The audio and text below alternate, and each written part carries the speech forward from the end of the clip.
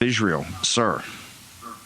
Well, Steve, that's exactly right. And of course, this is just miles north of Israel. Of course, Israel also working in southern Syria to build this sort of Israeli Druze corridor along the southern border. So what people need to realize, this is happening all in the northwest corner of Syria, which shares a border with Turkey and, of course, which is right along the coast. This is where the Shia Alawites are. This is where the Maronite Christians are.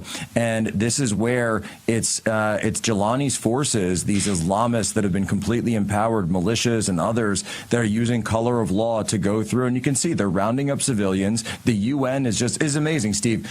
The UN Special Envoy for Syria just released a statement, deeply alarmed by reports of intense clashes and killings, very troubling reports of civilian casualties, when just 3 or 4 days ago in Cairo, who was meeting with President Jelani? Well, none other than Guterres, the Secretary General of the United Nations. These guys have no idea what's going on. They're saying the guy's a moderate. We're going to meet him. We're going to meet with the United Nations. We're empowering him. And what does he do? He takes that credibility that's been given to him by the United Nations and he turns around and starts wiping out villages. He presses the go button on this, on the Alawites and anybody else who might be in the way, like the Christians that have been in this area for 1,000 years. And so this is very simple. This is sectarian violence. This is tribe on tribe. This is how it's been in the Middle East for thousands of years, since time immemorial. So that's part number one. Part number one is Tulsi Gabbard and the patriots that were behind her, and the America First patriots pointed out that it was the United States and the CIA that backed these forces. McCain, Brennan, Obama, Hillary, all of this stuff. Lindsey Graham, by the way, Lindsey Graham. Let's not forget about that. Lindsey Graham. The other piece of it, Steve, that needs to be mentioned is, as President Trump has said over and over, we have American troops currently on the ground in Syria. Now, they're on the border between Iraq and Syria right now, and they're huddled down essentially as human shields. We're told that they're there to fight ISIS, and then when you ask about how many it is, it's 900, it's 900, it's 900. Then Trump wins the election, and they say, oops, and the Department of Defense said, actually, it's actually 2,000. Wait a minute, you just doubled the number? You've been lying to everybody this entire time about how many troops we have in Syria? Look, these guys, the men and women, the children of the deplorables are right there in Syria, there in harm's way as this country is human collapsing shields into blood chaos as human shields. Here's the reason. Jack Pizzoto's going to stick with us. Tej Girl's going to join us. Tej got 16 deployments over there, I think. Here's the reason. The Sunnis, you got Qatar financing it, financing Hamas in Israel. They're the partners of Turkey. Erdogan's in back of the Sunnis, and Persia's in back of the Shiites. You got Turkey and Persia trying to get their corridor. Persia's very close to a nuclear weapon. President Trump says we cannot allow them to have a nuclear weapon. Jack Posobiec, I'm going to ask you the question when we get back. The last things the United States of America needs to be dragged into another Middle East war. We'll never get out of CENTCOM, ever. Stakes couldn't be higher. President Trump's trying to juggle it all as he tries to solve it block by block by block. And the entire time he's doing it on MSNBC and CNN, the New York Times, all they're doing is vilifying him and putting up the same corrupt. They're not even losers. These people are traitors that have sold this country out and gotten us in this jam over the last 50 years. The blood on their hands is from Ukraine to the Middle East is revolting. And they still have a platform to besmirch a peacemaker. As imperfect as he is, President Donald John Trump. Short break.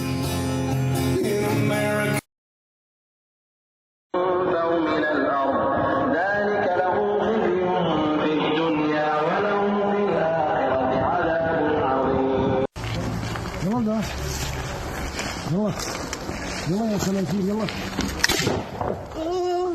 ما صابك يلا يلا الضرب الثاني براسك كفي لك كفي الله يوفقك كفي الله لا يوفقك كفي ترفع الله ليش انتو عبطنك لا I had a better one. I gave you better footage than that. I'll get you in a second. Jack, blood chaos. People are worried. Even supporters of Israel, that we're getting sucked in here very, very quickly Turkey is making a major move to reestablish a caliphate. To do that, they must take over the two holy sites in Mecca and Medina. They got to reverse what happened in World War I with Lawrence of Arabia and the British Army, General Allenby. You got Qatar, who's underwriting the Muslim Brotherhood, and the Muslim Brotherhood has not been designated a terrorist organization by the United States. They're on a roll. You've got Persia is very close to a nuclear weapon. Everybody warned, John Kerry and all our betters about this, and of course now it's about to happen on President Trump's watch. He's in the middle of that. Plus you got Ukraine. Ukraine's getting pounded as the Russians see a possibility here before any kind of rapprochement. That arc of instability from Kursk all the way down to the Red Sea, oh, by the way, where we have two carrier battle groups taking incoming from Houthis. How does Trump unwind this? Because this could overwhelm everything he's trying to do in his second term, sir.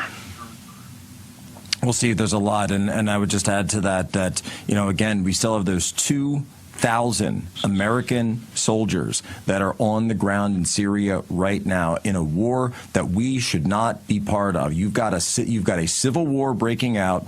You've got a state that is in complete collapse. So these are, by the way, some of these forces that are clashing now. So the Islamists that have taken over are now fighting with the remnants of the Assad regime. So you've got Syrian Arab Army up there. You've got Alawites who still have a couple of brigades. They're calling themselves the Coastal Shield Brigade, the Popular Resistance Front, Islamic resistance, et cetera, et cetera. So they're trying to protect the Alawites. Meanwhile, what the Islamist government is coming down under Jelani is saying they're going to come in, and not only are they going to fight the brigades, but they're going to go in and kill your family. They're going to kill the women. They're killing the children. And I've seen videos just this morning, Steve. I've seen videos just this morning of entire families sitting in their living rooms, just slaughtered, absolutely slaughtered by the head choppers that, again, were empowered by the CIA, that were empowered by the Biden administration, that were empowered by the Obama administration, and so many others. So this is the side that we've been backing. I just want to be clear about that. So for all the people who say, hey, whoa, what about America first? I'm telling you, this is what your tax dollars have been going to USAID and all the rest.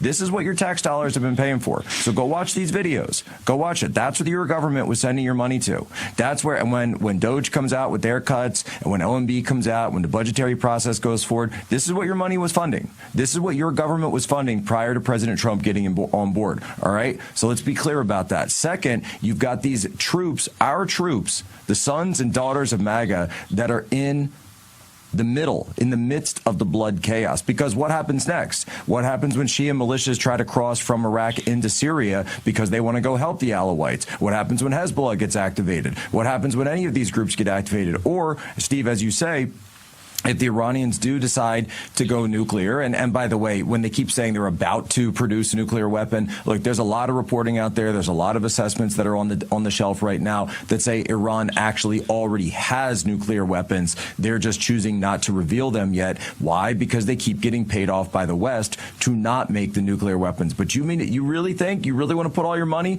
on the fact that Iran doesn't have a couple of hot ones already, with working with AQCOM, working with the network that the Pakistanis and all the rest? No, let's just be a little careful with that.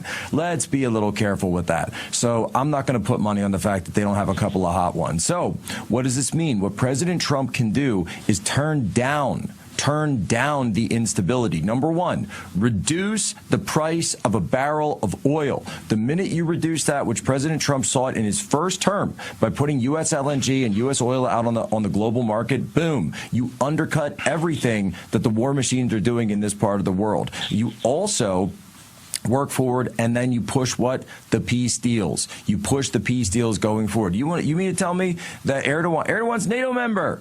Turkey is a NATO member, so NATO is backing what's happening that's going on right now every single second that Erdogan and Turkey remain NATO members. So you want to put pressure on him? You put all the pressure on. We're putting pressure on Germany right now, putting pressure on the UK and Keir Starmer right now. Where's the pressure on Erdogan? So President Trump can use the exact same pressure points that he's using vis-a-vis NATO in Europe that he can use on Erdogan. We've got a couple, maybe like 1,000 or so troops in Turkey as well on our bases or joint bases that we control with the Turks. So you come on down and look, we can pull the plugs on all this. And thirdly, by the way, this new government, this new regime in Syria is saying we got to take off the sanctions, we want full diplomatic recognition, we want all the rest of this. Why would you recognize a government that's doing this to their own people? Why would you recognize a government that's in the free flow of blood in the streets? So you withhold the diplomatic recognition, you withhold all the rest. That's why he's meeting with the UN. That's why he's doing all this. He wants that recognition. He wants to be seen as the legitimate leader of Syria, while he's going and they're chopping heads off in every single one of these Christian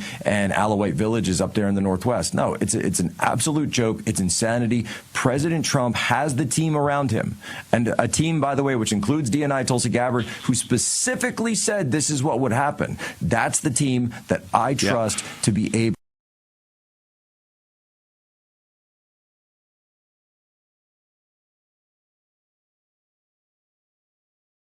That's what he's saying. He's going to Judea, Samaria, and wipe out Hamas. He's going to go to Syria and back to Druze and get at least part of southern Syria as a buffer zone, and maybe incorporate the Druze into Israel. They're going to go back to Lebanon and clean up anything Hezbollah they've left behind. And the big event they're planning for is either an air or land strike into Persia to take out the nuclear facilities. This one, we're going to get sucked in here pretty quickly. Jack Posobiec, unless President Trump really starts banging heads. I mean, this is as dangerous as ever been, and that's not even talking about Ukraine or the South China Sea. Walk me through this. Steve, there is such an appetite in Washington, D.C., in this town for war with Iran. And people say, oh, let's go to war with Iran. Let's get our troops in there. Let's get our proxy forces in there, the same way that the Ukraine war has turned. It was the same people, by the way, who said that it would be a great idea to back the Ukrainians in a war against Russia, with that turning into the quagmire and that turning into the meat grinder it is. They say, oh, look, we knocked off Saddam so easy. We knocked off Assad finally. We knocked off Libya. So what these people do, they never sit back and actually think about the secondary and tertiary consequences of their decisions. They just move on to the next one. Let's do regime change here. Let's do regime change there. But what they're missing is, number one, as you correctly point out, Iran may have nuclear weapons already. Iran likely is close to at least developing nuclear weapons. And third, Iran is not some country like Iraq. They have a serious air force. They have an incredibly mountainous territory and terrain. They have a serious military. They have two serious militaries, by the way. This is a country that can inflict serious, absolutely serious damage on U.S. interests and U.S. allies in the region. And people who are plus they've got the allies like China and Russia. This is how you turn BRICS in on itself. But what's President Trump looking at? He's going around the back in terms of all of this. Why is he talking about normalizing relations with the Russians? Because he knows that the Russians can put more pressure on Iran than we can economically. He knows the Russians can put more pressure on the Chinese than we can. He knows the Russians have the ability to do that. That's why he's trying to rebalance. It's not a justification of Russia. It's an understanding of great power politics and a new understanding, which is actually an old understanding that used to be the way Rapprochement, Kissinger, Nixon. This is the way, the old way that we looked at the world, not the Douglas Murray version of we're going to uphold global norms and knock off any regime that we don't like. It's an understanding of where the chessboard is and that we can't be focused on all this. Look, Steve, every minute that we spend focused on the Middle East, that's a minute that China is arming the South China Sea. They're militarizing these islands. They're pushing out beyond the first island chain. They're doing everything else they can. Why? Because they've got a completely free hand to do so in the 7th Fleet AOR. While we're totally bogged down in Eurasia and the Middle East. Look, this is Russia's backyard. If we're going to have a peace deal with the Russians, why not work with them to establish stability here? Yeah. The rapprochement. You bring a great point. If you ever talk to these guys, like, it's easy to start wars. It's hard to finish them. Iraq, disaster. 15 years, $7 trillion, thousands dead, tens of thousands wounded, PTSD, suicides. Afghanistan, 20 years, $2 trillion. And by the way, we leave both of these essentially in defeat. In Ukraine, same situation. and now you got Persia on the table. And hey, there's a huge lobby. And it's not just the Israelis. You got the War Machine lobby is pushing, the neocon lobby is pushing for this, is pushing for a war. Talk to me about Ukraine. You got the Ukrainians to try to balance things out, at least try to get to the negotiating table, actually drove to Kursk, the site of the largest tank battle in world history in World War II. They actually were very successful for a while, but it's almost like Stalingrad now. The Russians have encircled the remaining troops up there in Ukraine or close to it. And they're going to essentially hold them hostage. The Russians are pushing it in Kursk. This is recognized, internationally recognized Russian territory in Kursk, obviously since the World War II period. This is something that's not a disputed territory. The Russians are going to push in and encircle that as soon as they want to. And they're also, by the way, pushing forward in Donbass, while Putin has got his eye still firmly focused on Odessa and even further to the west. Yeah. Jack, hang on 1 second. I know it's Saturday. You got to spend time with the family. I just need you for a couple of minutes on the other side. Tage Gill is also going to join us. Rosemary said for 10, 20, 30, 40 years. Posobiec, on this day of, this is kind of, I think, another deadline for Hamas. This thing in Persia is rapidly, it's going to come to a head. President Trump's working 24/7 on it. On top of that, Ukraine. Your closing thoughts here on a Saturday, sir.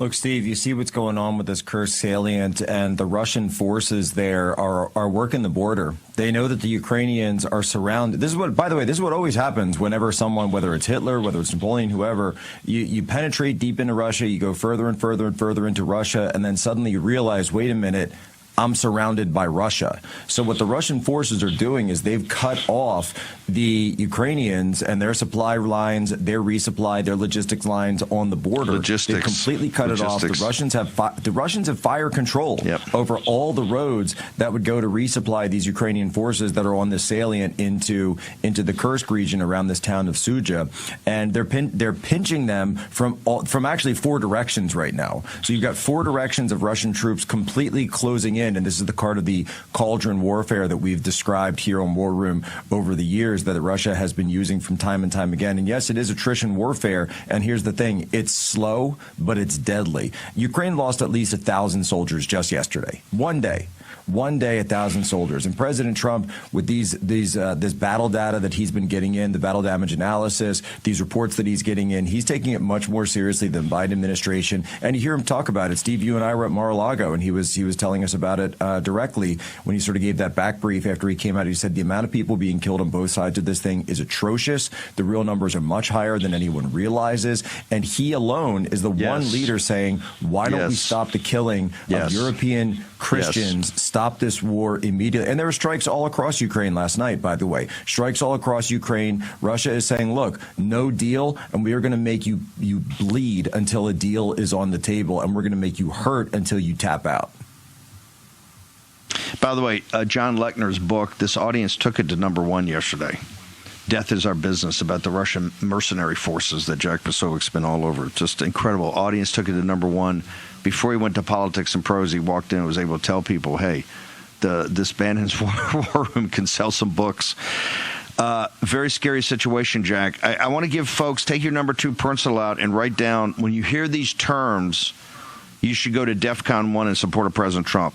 Security guarantees, peacekeeping forces, American troops. They're all going to, the pressure on President Trump for security guarantees into Ukraine, security guarantees into the Middle East. It's going to come, and they're going to try to paint him as demonic for not doing this. You watch, and we have to have his back. There's under no circumstances can the United States be involved in any security guarantees in Ukraine. This is what this rapprochement with Russia is about, and certainly not in the Middle East, because we're hurtling towards crisis and that arc of instability. And if we get sucked in there, it's like it'll be like Gallipoli for us. This Churchill's biggest mistake was Gallipoli, right? General Marshall, you have to teach Gavin Newsom about that one. They turned down going down. So you have to teach Gavin Newsom about Gallipoli, and Charlie Kirk helping him out there a little bit. Unbelievable. And the professor there. No, that was the professor. That wasn't Gavin Newsom. That's the professor at Florida State. That was the professor. Right. That was the professor. That's right. The guy that Yeah, the World teaches, War hold I on, it's a professor never PhD heard of that Gallipoli. teaches. And never heard of Dardanelles or Gallipoli. Jack Posobiec, where do people get you over the weekend on